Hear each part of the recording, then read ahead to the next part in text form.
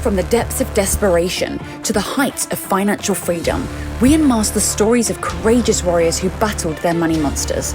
Join us to deep dive into financial survivor stories.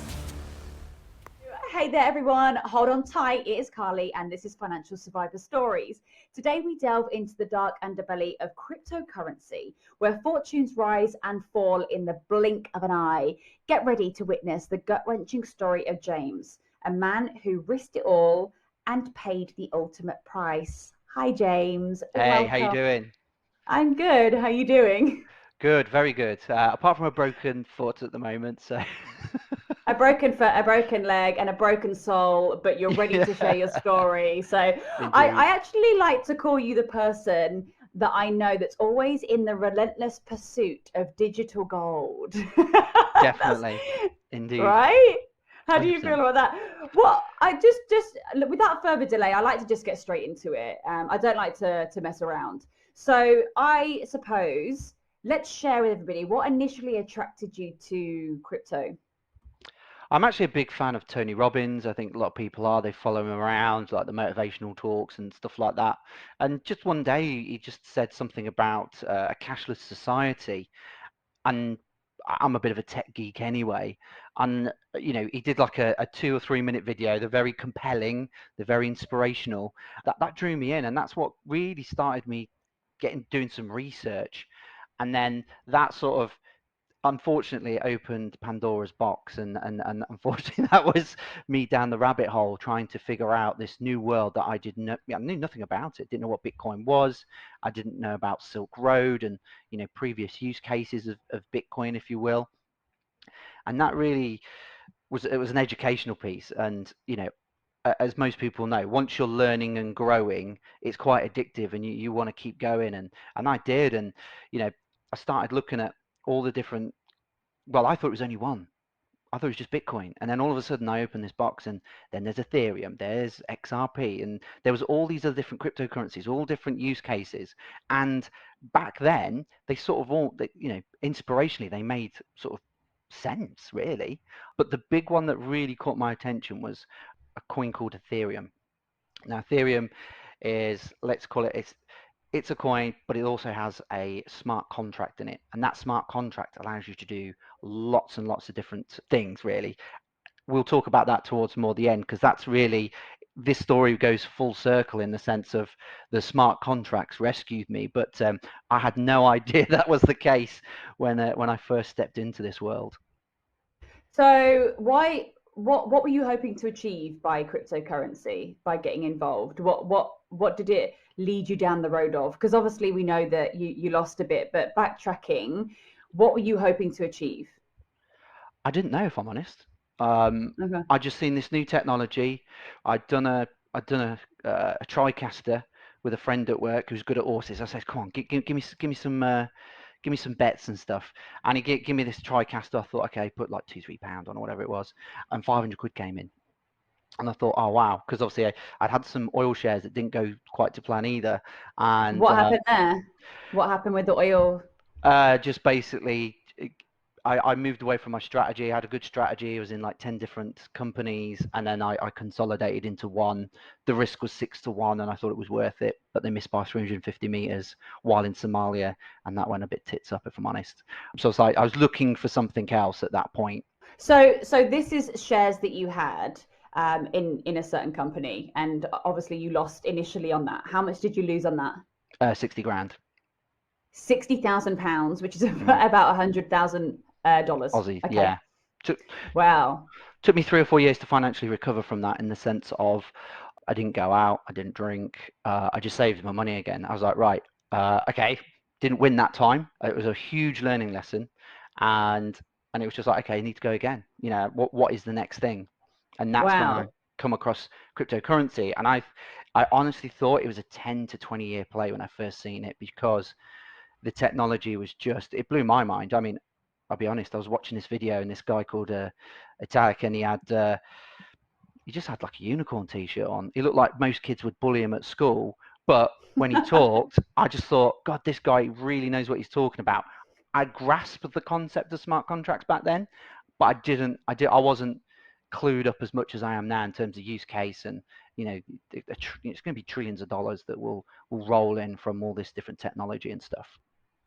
So explain your journey of crypto and how it actually ultimately led to your loss of fortune again.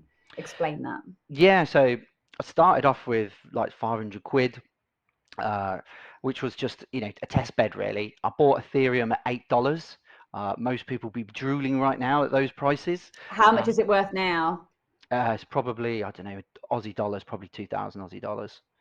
Each one, and Yeah, you could buy it for 8. Okay, yeah. great. I had a good like 400-500 of them. So you're talking millions if I just held on to them. So, and that was just my Ethereum, not my Bitcoin and everything else. So there's, yeah, one of them. So in So, total, what did you have if you had it now, just so we can understand the about value? £2.5 million, roughly, probably $4.5 million. Okay, all right. So you had all of that, and then what happened? So got in about $8, and all of a sudden the market just went off. About 2 months later, I was actually on holiday, and I'm watching this. Over a week, I went from £500 to 20 grand. And I was just Wow. like, holy cow, like, I've got lucky here. I'd like to say I did my research, I did different pieces, and just sometimes timing also plays into these things as well.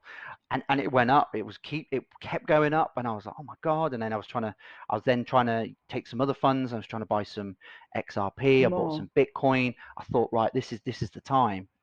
What And year then was this? Because was this when crypto was big? Because obviously everyone knows about crypto now. Even I know about crypto, and I didn't know about crypto until I met you, however many years ago. So the thing is, it wasn't big then, really, was it? It wasn't really the 2016, talk. it's hardly anybody. No, So, for instance, I'll give you a great example. So, when I was trying to research and do stuff, there was no YouTubers at the time doing crypto. doing crypto. Now there's Wow. thousands and thousands and Maybe thousands. millions, maybe millions. Maybe. So it was, yeah, it was quite unique. And I suppose there's two things with this really. There's the journey itself, and then the other piece where I tried to help other people at the same time as well. So I get in. Ethereum goes absolutely bonkers, and then Yeah. there was something called ICOs, so initial coin offerings. What does Now, that mean? so basically, you can buy, when normally you would buy shares in a company, you can buy tokens in a company. It's not equity, but it's the utility token for that product. Now, Okay. if the project has got hype, and that seemed to be the biggest thing that drives the crypto market, not necessarily, I've got this great product, it works, it makes money. That Yeah. necessarily doesn't always mean the It, coin it price is it's going to do like well. it's like if someone like Gary Vee is talking about it, or Elon Musk, and then all of a sudden everyone wants in, right? Exactly. I mean, I'll give you a great Yeah. example. There's a coin called Pepe, launched last week. So these ICOs are still going on. It went from Sounds like a lovely pizza. it's probably the best pizza in the world. It went from Okay. nothing to $1 billion in 2 days. The fastest growth. Why? Can't even explain it. It's got no Why didn't utility, we no know use about case. this? It's just a meme coin. So these meme coins like Dogecoin that Elon Musk was pushing, Yeah, they're very much coins, and I suppose this is another financial trap that might catch people. So people are jumping into this because of the hype, but unfortunately, unless those particular coins take that money and start adding value and giving it utility in some format, what will end up happening is there will be good projects come along, and people will transfer those funds from those meme coins into those good projects, and the meme coin world will just just disappears. exactly, because it's got So, nothing, and people get impatient. so what happened with your ICOs? So started getting to these ICOs. Obviously, they're new. There's no one you can ask of like, oh, how do you do it? You can figure it all out. So it can be a little bit. Crypto back then was not user friendly at all. Yeah. To be honest, if you were a coder, a lot of people are coders and stuff, and they got the language and all the different things that were happening. I wasn't, so it was uphill all the way. But I found out how to get into these ICOs. So I thought, you know what, maybe let's chuck a bit of money into these ICOs. So I started doing that, and I was making tenfolds.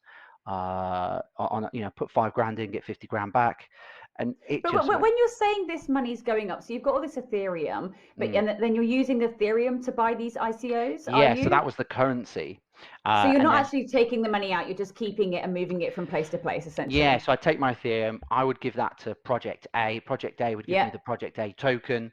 That would then launch on an exchange. There was also a lot of people trying to get in, but only so many tokens. So you had that scarcity piece going on, and then people were Okay. trying to jump in. Price would rocket, you jump out, pump and dump, True. and Yeah. that was what was happening. But the problem was you get confident because you do that a few times and you go, okay, I'm good at this, and you Mm, don't really think. So when there's a bull market, everybody's a great trader. When there's a downturn, that's when you find out who the real smart kids are. You know, did they okay. transfer back to stable coin, which is like holding pounds basically. So if your stock is too volatile, you can just jump out into a stable coin, wait for the market to settle, and then come back in again. So it's My assumption would have to be that you'd need to be on this like 24 hours, 7 days a week. yeah, 100%. And but back then I wasn't really clued up on stable coins, and I think that was probably one of my biggest learnings coming out of the whole process. So I continued to buy into these ICOs. I must have bought into maybe close to 150 ICOs or so. I mean, I was buying everything and anything. Price was going up, price was going up. And then there was a few where you would try and get in, and then it crashed and you actually lost money. So there was a few of them in there, and then you start to build, you build your pot, you build your pot, and then I actually bought into a company. I got a bit of a deal, shall we say, because I went in quite heavy. But the deal was that I had to hold the coins I had to vest for a certain period of time. And I was just like, do you know what? I wasn't into crypto for the short term. I was actually in for the long term. So I thought, do you know what? Yeah, maybe my mindset changed from this quick buck because it was crazy, it was addictive. But I thought maybe I need to change my mindset to this more longer term thinking. Because you are of the mindset, the market's just going up. You've just made a shitload of cash. You're like, okay, this is going to last forever. This is the new technology, and this is where we're going. Unfortunately, it wasn't the case.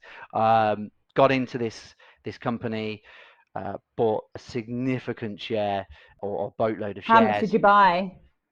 in close to 100 grand. So that was that all of your investments No, that you'd made? no, Okay. no, just a part of it, and then I locked in, and then overnight the market just pumped. And my portfolio went up to in excess of probably $1.5 million. And however, Okay. because most of it was locked into this one company and I was vested, I couldn't sell a penny. And then as we come out of 2017 into 2018, we obviously then had the downturn, and then the market just started to dissipate, shall we say. By this time, I'd already started a YouTube channel, sort of just doing some videos, which was crazy. First, I'd done a video, oh, I don't know, previous to that, maybe 2013 for another company, and I got 3 views, and I thought, that's all right. I'm happy with that. And then I released my first crypto video where I went through the market and I said, if you're going to hold anything, hold Bitcoin long term. That's number one. Yeah. That video got 60,000 views in the first week. That video still gets views today. It's nuts, and Wow. it's 7 years old. And that was my first video, and then that got me into the YouTuber space. For a small period of time, I was a top 10 YouTuber in the world. I'm going to bank that. There was only 12 of us, but I was in that top 10. I'm not anymore Was by one any. of, was one of them your mum? Yeah. So So how much did you lose? What are we talking about here? Because obviously I, you're watching it go up, but mm, you can't take it out. So you've obviously put this in. You can see this 1.5 million. How much are we losing daily at this point?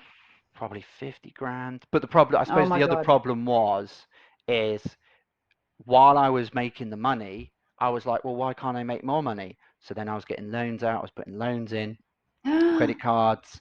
I, you know what I'm like, Carly. If I'm into something, I'm all in, Your all in. surname is Bull. Yeah, James Like a bull in Crypto a Ball, as china they say. shop. Yeah. So yeah, I was all in. I'm committed. You know, as I am with anything How that I much did you do. take out in loans? How much did you take Oh out? God, Just another sort of 50, 60 rip grand off the again. band-aid. Yeah, Another probably 50, 60 grand. easy, Okay. easy.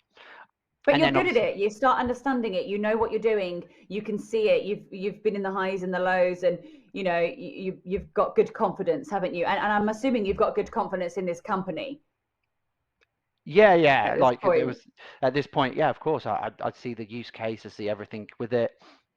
Okay. Eventually, it yeah, it comes back down, it gets released. But then the big one was that the whole market crashed. Now, obviously, I wasn't Right. clued up on stable coins at that time, so I didn't Okay. transfer my holdings or any of my holdings actually into stable coins. So this portfolio of millions decided, you know, before I knew it, it was down to about 90,000 or so. Right. Okay. And you know, you're looking at it thinking, oh bloody hell.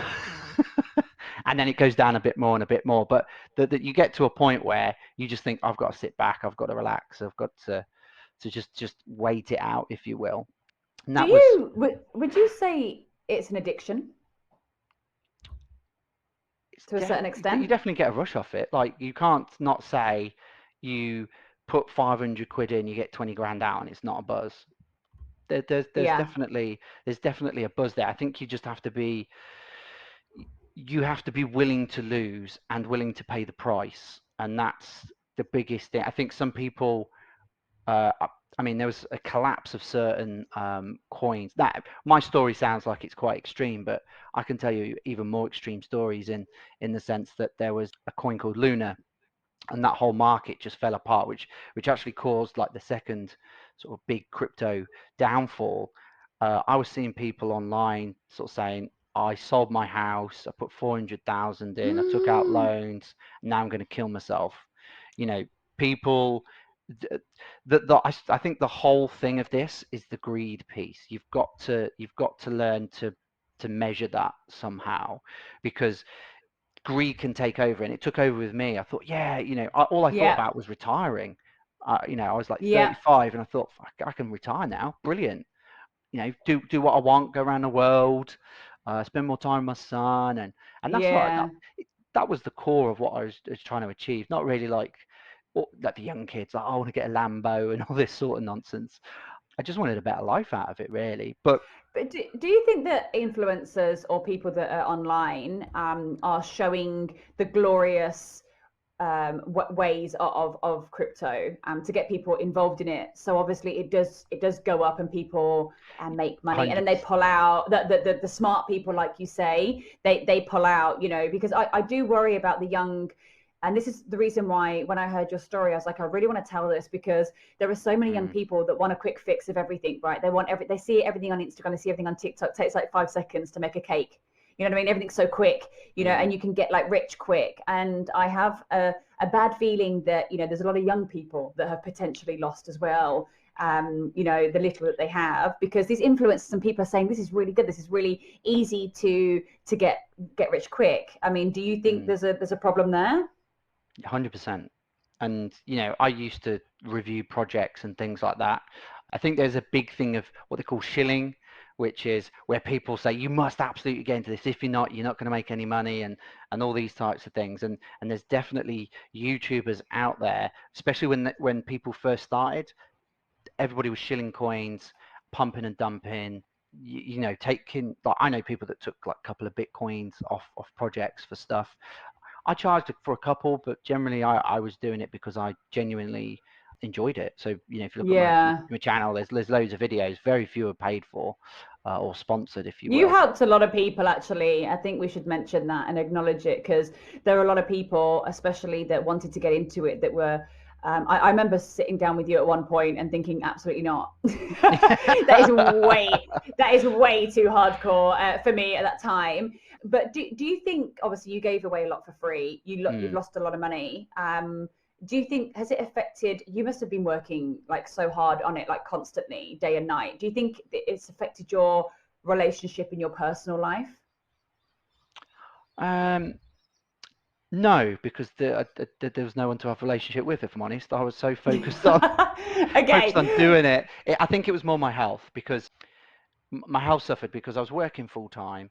Yeah. I was doing the YouTube channel. I was trying to keep on top of everything, and actually, at one point, not I suppose not many people know this. Like, my face started to melt off. There was so much stress. I wasn't sleeping. I'd do like 24, 36 hour stints, trying to get videos done, because you've got to keep up with the algorithms. So there was another thing that you had to keep doing, and that's besides the trading and all the other So stuff that what was going on. happened to you physically? I just ended up in hospital. My face started to melt off, and I think it What was do you all mean this. melt off? So literally, I think all the stress was causing some skin issues. I'd been to the doc, like a dermatologist and stuff. I think she gave me something, and it had reacted with my skin. Gone back to her, and she went, "Nah, it's all right." And I was like, literally, my face is falling off. She went, "Nah, it's okay. Keep doing it." I was like, "You're mental." And this is private healthcare, by the way. So my face is like, I, I could probably share a picture with you. My face starts to melt off, and I remember going to the hospital and walking up to the desk, like completely soul destroyed at this moment because the way I look. And I normally, like to be presentable, and as we all do. Of course. I looked at the woman. She went, "Oh, that don't look good." I was like, "Thanks, that love." And then she goes, "Oh, wait here. Something happened. I think the system's crashed." And I was there for like 3 hours. I can feel like my stuff running down my face and stuff. And then she comes over to me, taps me on the shoulder, and I look round at her, and obviously it's 10 times worse at this point. And she's like, "Oh my God," in front of fucking everybody in A&E. And she was like, "Right, I've got to get you through, got to get you through." And then they got me through. They test me for lupus, all sorts of things. It was just too much stress. No way. Yeah. But that led me down another path of, right, sort yourself out, eat better, get, like, now 8 hours sleep, always, number one rule. And health wise, completely different. I'm actually more productive having 8 hours sleep and then doing some work than trying to do 36 hours. Because the thing that was happening, I was making mistakes. Then you have to go Yep. back. You're doing stuff while you're tired. Then it's not fun. Where now, with the stuff I'm doing now, I love it. I'm thriving in that sort of new environment. I think the research is all over the place now that, lots of sleep makes you a much better person mentally. You're less fatigued when you're trying to, do life in general. But do you think that I mean, obviously you got the sleep, but how else did you overcome everything and start to rebuild your life after everything? I think I've always approached life with a very positive mental attitude, in the sense of, people have always told me that I can't do things. I was dyslexic. People said at school, I was told I'd never amount to anything.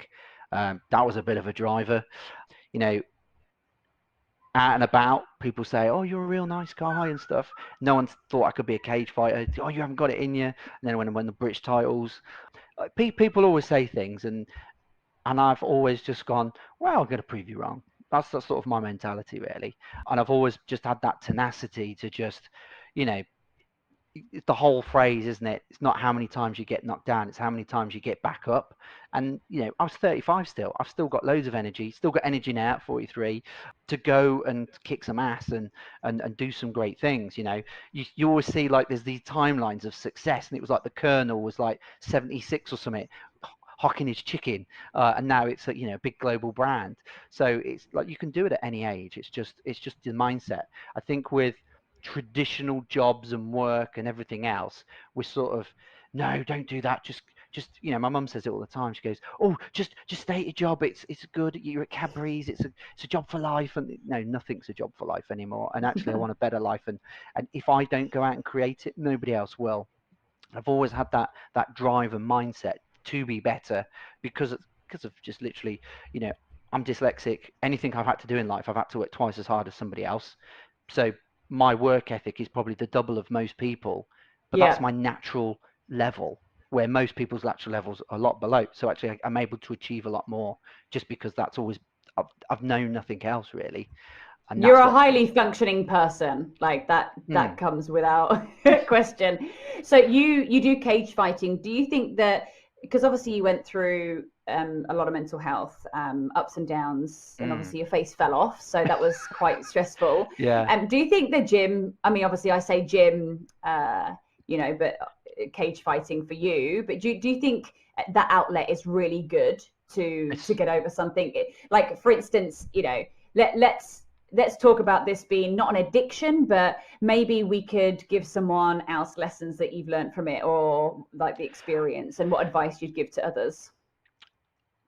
I think, well, first of all, yes, the mental health piece is massively important, and it's getting more and more prevalent, not just in companies, but just worldwide, where people are recognizing that, the world has changed. It's not this like 9 to 5, go home. There's so many more stresses and pressures on people, and mental health piece is incredibly important in terms of, you need to make time for yourself. You need to go to the gym. You do need to eat properly.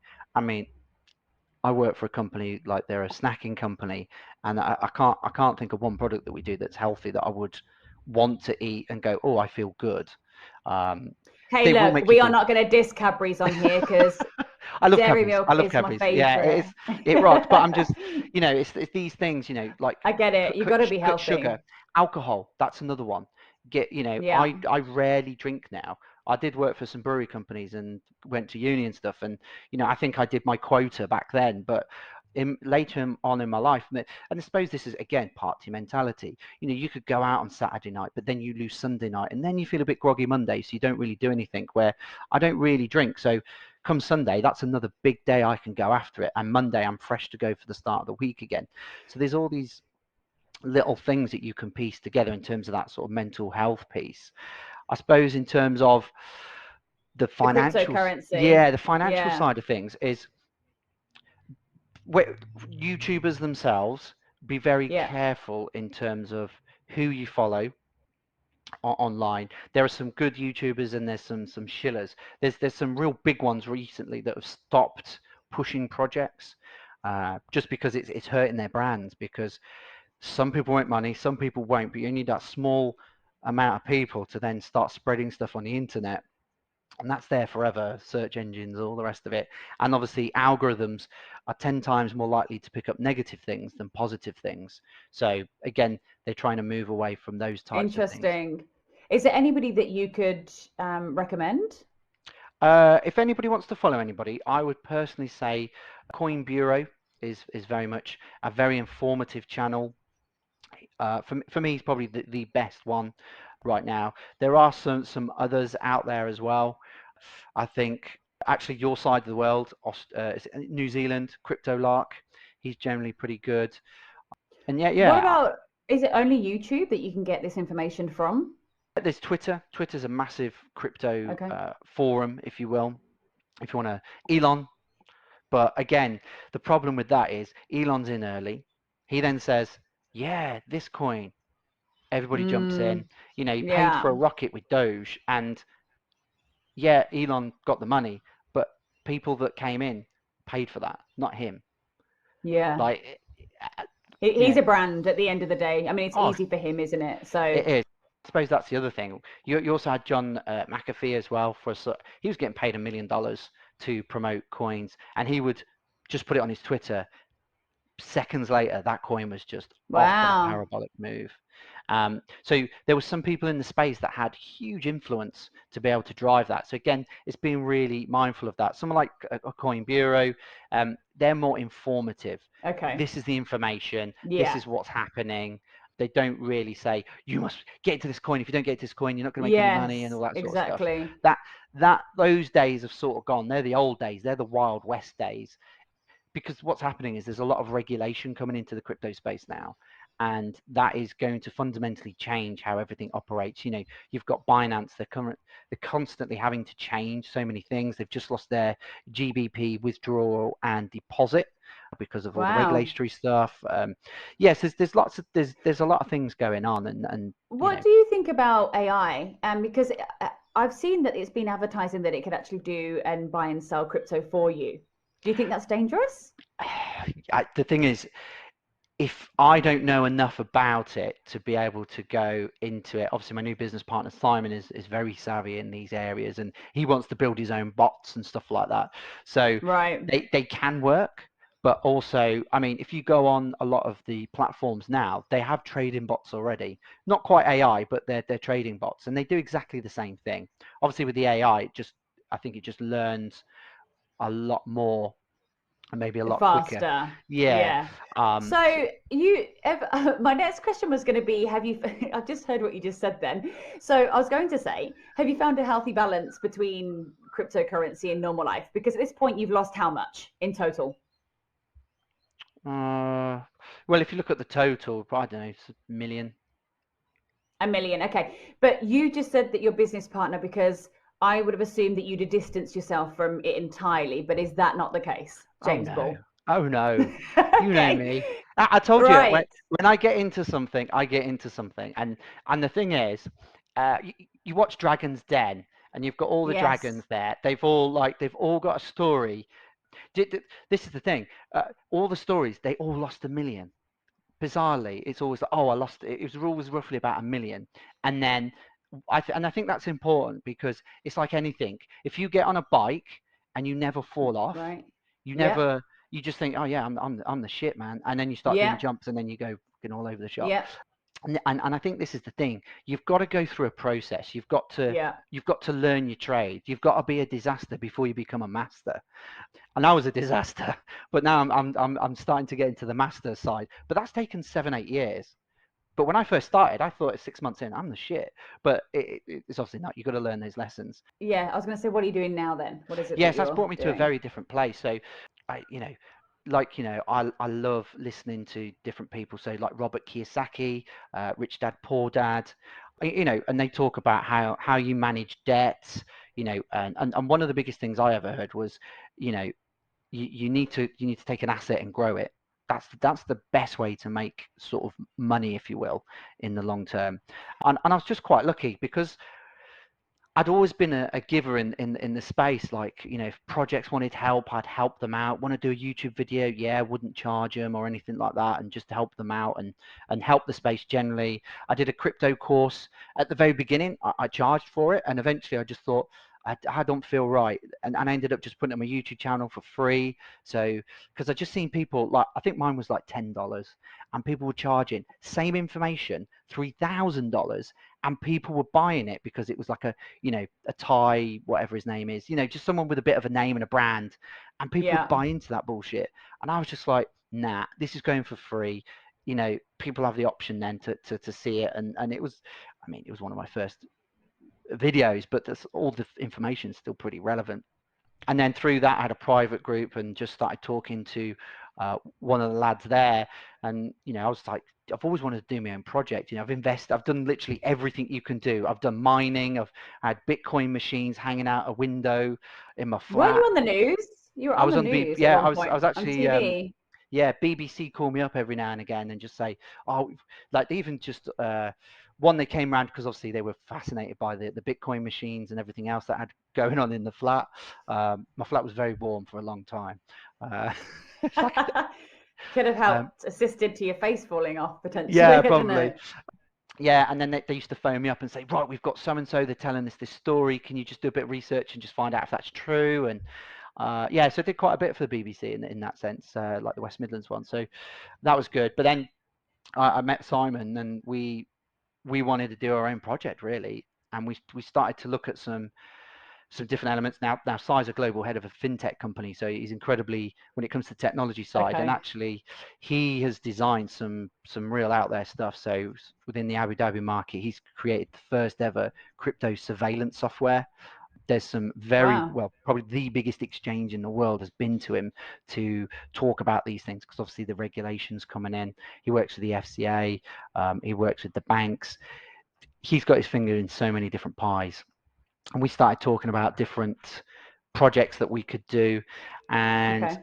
we just ended up saying, like, let's do this. And again, bit of a process. We tried to do some stuff with a bank over in Asia, um, and that actually fell apart. And again, that was probably the best thing that ever happened to us, because full circle, we learned a load about smart contracts because we were trying to do different things with the smart contracts.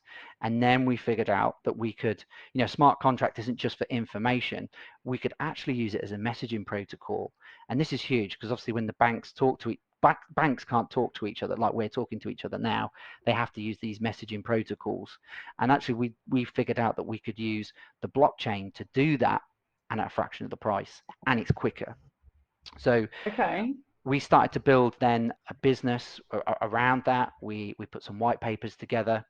We then did a lot of research on the market, and we found what we call, you got layer ones. Obviously, Bitcoin was your first layer one, but now you got Solana, Ethereum, obviously, which I invested in. So think of the layer ones as like platforms, like your iPhone. And then when you build a Okay. project on top of it, it's like a DApp. So like your Tinder or your iTunes or whatever it is, and you build on that platform. That's what Near's like. So you've got lots of different projects. You'll have NFTs, you'll have an exchange, you have lots of different things.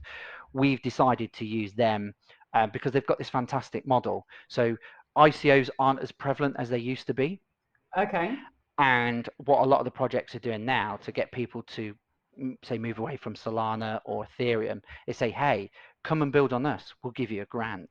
So we got a $50,000 grant based on our project. that Amazing. really that really got us started again. So didn't have to use our own money, which is brilliant. And now we had the company valued not so long ago, and that's now a $60 million US dollar company. So probably 100 million Aussie in that sense. And that's going to be launching in the banks next year potentially. We just got to finish a few things off. We've got an ICO that will happen in July. Hopefully, we'll be launching on BitGet, which is a top 10 exchange. This whole thing has turned in on itself really. But the big thing that we've done is had a look at the technology, understood it, played with it, failed for quite some time, and then the contacts that we have within our business now, they're all working within the banks. Within a week, we were talking to the head of the top investment bank in the world, and then a week later, we were talking to the head of FX, head of IT. How can we use this technology to do it, and what are the cans and the can'ts? So we built it in tandem with a bank rather than let's build. Most crypto stuff is I've got this idea, let's build it, and let's hope someone can implement it. And that's the general mindset of a lot of projects, and that's why you'll see a success rate of only about 6% of projects. So this is probably something else to highlight to people, that look for projects that deliver value. When you look at the Yeah. Pepe's, the Dogecoins, short term, yeah, you could probably make some money. Long term, I'm not confident that that's the case unless they fundamentally How do do they something. see that? How do you see if it's making money, if it's valued? Just like what's the concept behind it? So I suppose the easiest way I could do this or say this is you got two cars for sale. One's got an engine, one hasn't. Which one are you going to buy? And that's probably the simplest way. So this is it. It's so lovely to hear this story because you've lost your fortune. You've now found your purpose, and obviously that's from learning a lot. What would you say your like a lot? What would you say your goals are now? Like moving forward, what are the goals that you're heading towards? So the big things that we're looking at is one, to obviously implement this software system within the banks, and more from a legacy point of view rather than anything else. More to say that we were one Yeah. of the, because when this launches, it will be the largest use case of blockchain and smart contracts on the planet. And they're probably for a long time, nobody will beat that, just because the FX wholesale market is the largest traded market on the planet. And then one of the big things that we're doing as well is that business makes an incredible amount of money in terms of, you're taking fees from banks, and banks have got a load of cash, but we're running an accelerator. So I could take the money, kick back. You know what I'm like? I'd probably get bored pretty quickly. So what we're doing is we're running an accelerator. So the idea is, it's really the concept of the YouTube channel. When I first did it, the whole concept of the YouTube channel was to inform and help people. And now I'm in a different position where we're not just going to inform and help people, but we can also give them grants to build within our accelerator, and actually give projects a bit of a cuddle. Come in, we'll help you. I'm fascinated by the technology. I think there's many use cases that we still haven't seen that will still arise. I think there's a huge fusion of blockchain and AI still. That little market still hasn't really taken off yet. That's probably the next big Yeah. space, because that we had the whole thing with like Facebook and Decentraland and things like that. That's still bubbling away underneath You know, that might come big one day. We'll never know. Generally, I would say, yes, it's just about giving back and doing good things, really. And at the same time, being I being love that. challenged and having that purpose, which is good, because for many years I was just doing stuff for doing stuff, and where now I'm incredibly clear what I want, how I want to do it, where we're going. And I mean, it's very motivating. And the thing, it's like everybody says, like when you wake up in the morning, you've got to work 9 to 5. You're doing it because you're paying the bills, you've got family, you've got everything else. But when you get up and you're just doing something for the hell of it, because you love it, and it just happens to pay you well, that's a different mindset, different place to be. And I just hope that, you know, if there's someone struggling out there, and you know, they've had a financial issue and stuff, you can bounce back. It can happen. It takes time, it takes grit and determination, but you can do it. No matter how old you are. You don't matter if you're in your 20s, 30s, 40s, 50s, 60s. Do you know what? If the technology today is so advanced that, you know, you can do just you know, I run everything off this. Just my phone. I know. It's Crazy. incredible, isn't It's right, it? you know, about 10, 15 years ago, you know, you would have gone, you're mental. Can't do that. And that now, like, I remember I actually had a phone that I had a box for when I was at school. There was like I wasn't allowed to take it to school, but that long ago when I was at school, like I did actually go to school, believe it or not, sometimes. But yeah, obviously the technology from then. I mean, back then you wouldn't have even thought that we would be doing this video no. thing. Like, it's just insane. And you know, AI, I'm super interested in it. It's coming on full force. There's lots of talk about it all over the place. And I'm really excited. I love technology. Look, this is also a reason why I wanted to do this podcast. You know, I own a company called Get My Refund. I saw lots of people in financial trouble, having lots of, you know, problems that really they don't want to talk about. They don't want to talk about it because they either makes them feel weak or stupid. Usually it's not to the detriment, you know, it's to the detriment of themselves, but it's usually not because of them. It's usually the lack of knowledge, or, you know, not being able to ask questions when you don't understand something. And listening to you, and, you know, the takeaways that I have from it is like, be a master, like keep learning, figure it out, you know, dust yourself up, pick yourself back up again, you know, find the right person to follow. Don't believe everything that you see out there. Do your own research. You know, make sure that if you're going to do crypto, or you're going to build whatever you're going to build, make sure it has an engine. Yeah. Yeah. So, as a fun question, to end our podcast, I like to do this. Can you share with us what you think your superpower is? Superpower. Yeah. What's your superpower? I just think it's never stopping. Never stopping. Doesn't matter what happens.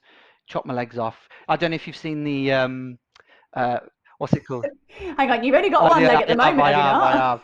have. I still keep going. Well, this is another thing. I mean, I was taking tramadol, and I was still working, and I was in another planet, but I was Yeah, still I'd like still to see that work, to be honest. I was I'm still not too ticking sure over. that would have been. Yeah. So But it's you the think you're relentless? That's your yeah, superpower. You're relentless. and I think I know a good sort of example for people would be, I don't know if they've watched Monty Python, and there's the knight, and they're trying to cross the bridge, and the guy just like takes his leg off, and he's like, come back here, chops his other leg off. He goes, I've still got my arms, I'll get you. Chops his arms up, both his arms off now, and he goes, come here, I'll get you with my teeth. And it's just you've got to have that relentlessness to just, no matter what happens, just keep going, chomp down. And this is the big thing. Most people fail because what they can't handle is the first couple of losses. Most people, Yeah. you know, you do a sport, you do judo, or say cage fight, and you lose your first 5 fights. I lost my first 5 fights when I started doing judo and stuff. If I'd quit then, I would have never have got into cage fighting. I would have never have.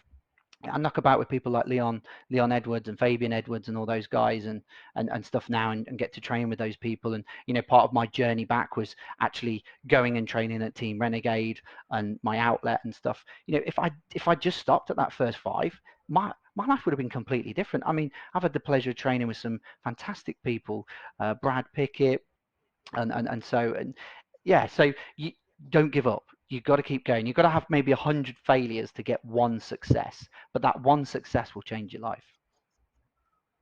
I love it when someone says to me, Carly, you need to take the path of least resistance. And I think, what are you talking about? People who take the path of least resistance get absolutely nowhere. The failures are what builds you. It makes you stronger, you know? And yeah, I completely agree. James, you are next bloody level. I think you're one of the most determined people that I know. Thank you. I'm wishing you all of your fortune in your crypto and in banking endeavors. What is the company name?